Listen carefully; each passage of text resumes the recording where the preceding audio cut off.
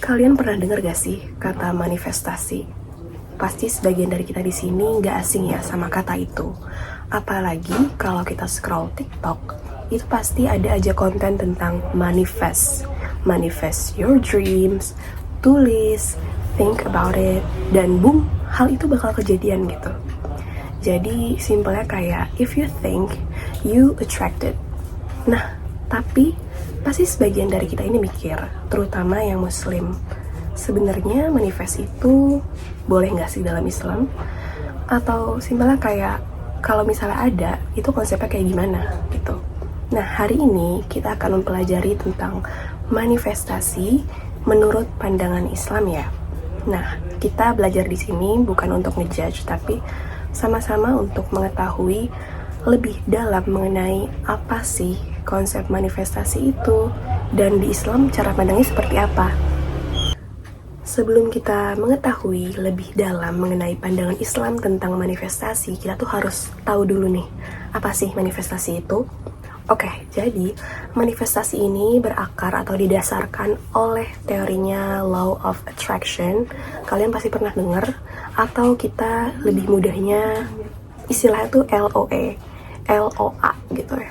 Jadi Law of Attraction ini artinya adalah pikiran dan perasaan yang kita rasakan itu akan memproyeksi pengalaman yang serupa.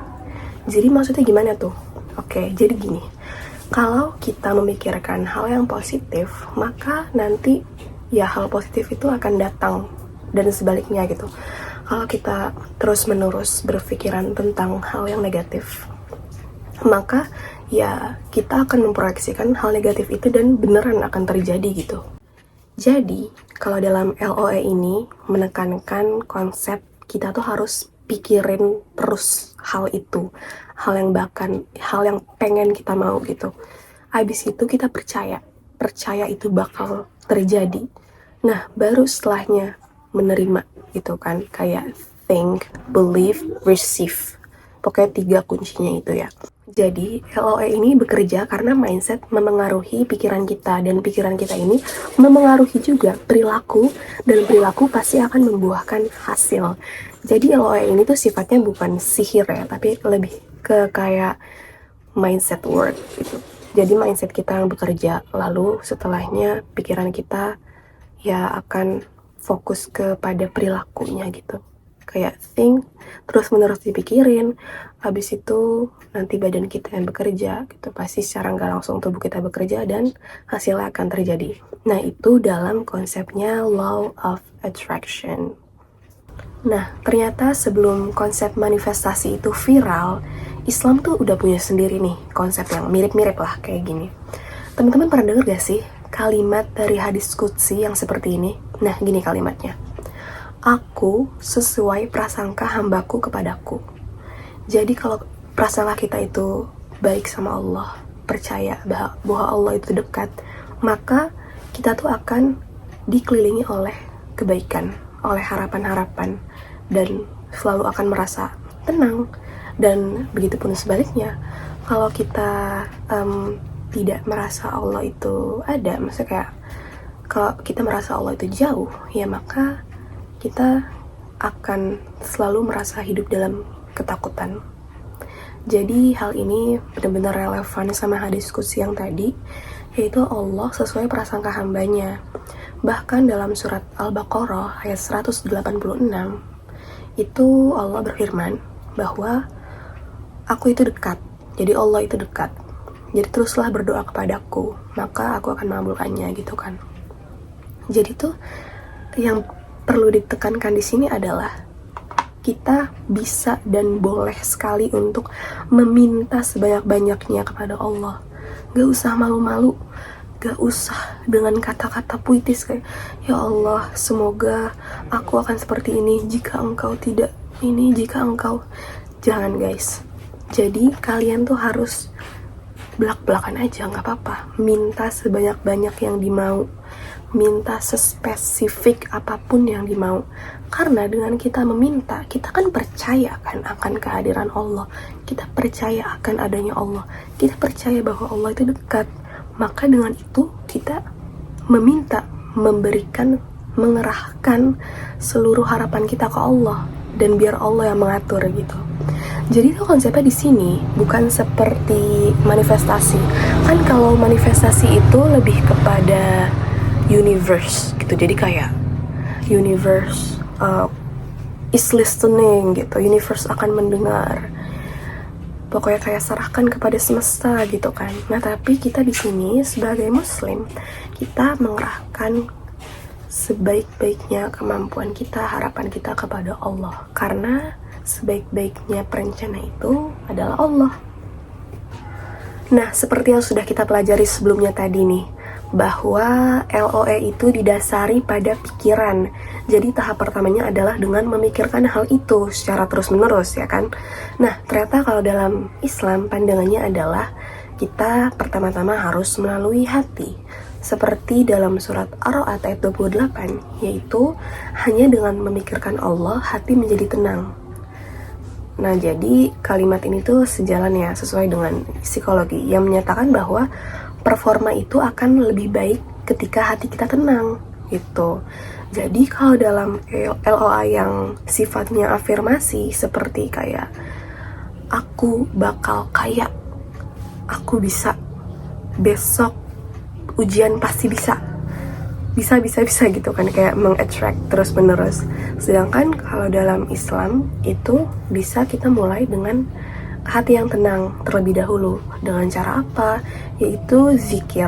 Nah, selain doa yang tadi, kita bisa mulai dengan zikir. Zikir membuat hati menjadi tenang kan. Jadi banyak kalimat-kalimat seperti istighfar yang bisa kita terapkan setiap harinya. Jadi kalau LOA fokusnya di afirmasi, kalimatnya sesuai dengan pikiran kita, sedangkan Islam itu fokusnya di hati yang tenang dulu dan bisa dilaksanakan melalui dengan zikir. Jadi kita sudah tahu ya bahwa Islam ini tuh memfokuskan kepada niat dari hati yang tenang terlebih dahulu. Nah, lalu setelah kita meniatkan hal itu, apa sih langkah selanjutnya? Nah, langkah selanjutnya adalah dengan berusaha sebaik mungkin. Karena kalau kita hanya dengan memikirkan terus, kayak manifestasi tadi, I attract this, I will success. Aku akan bisa melakukan hal ini. Tapi gak ada usaha sama sekali, ya berarti sama aja bohong. Kita gak bakal tahu hasilnya seperti apa kan. Seperti dalam surat An-Najm ayat 39 yang menyatakan bahwa manusia tidak akan memperoleh selain apa yang ia usahakan. Jadi kalau kita hanya berdoa aja, cuma mikirin aja, ya sia-sia, hasilnya nggak ada apa-apa. Jadi di sini kita berusaha semaksimal mungkin, lalu setelahnya kita serahkan kepada Allah. Seperti kalimat yang sebelum-sebelumnya, yaitu yang menyatakan bahwa Allah adalah sebaik-baiknya perencana.